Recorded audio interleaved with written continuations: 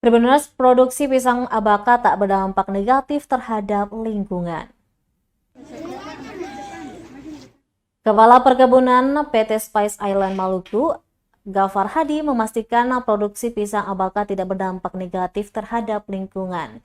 Pasalnya, mulai tahapan pembibitan, rawat, tanam, panen, hingga pengelolaan hanya memanfaatkan bahan alami. Bahan dari alam pun didapatkan dari lingkungan sekitar. Yang menjelaskan pisang Abaka berbeda dari perkebunan sawit yang memiliki limbah dalam jumlah besar. Dan lokasi penanganan sisa produksi pun disediakan di jauh-jauh hari.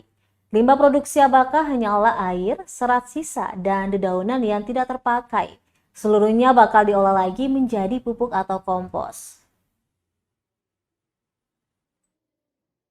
Untuk itu, PT Spice Island Maluku tak menutup diri apabila ada pihak lain yang ingin datang dan mempelajari terkait manfaat pisang Abaka.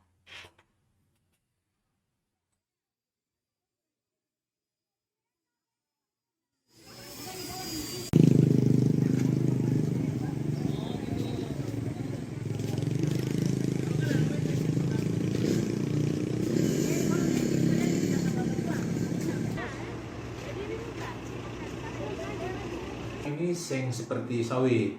Kalau sawit itu dia limbah, maksudnya limbah ke itu cukup besar.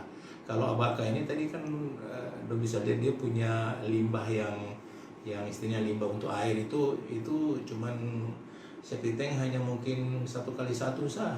Dia punya airnya yang seperti sawit atau segala macam.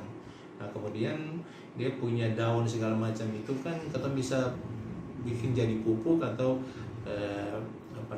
serat yang sisa dari proses itu kan ada di ketemu sebelah kiri ada terpal 3 tadi itu dia tidak tutup itu kan hasil kita bikin kompos jadi kompos lagi diolah atau bisa jadi pupuk lagi dan dia untuk dampak ke lingkungan kita pikir saya ada karena olahan dari proses itu kita manfaatin lagi untuk pupuk kompos.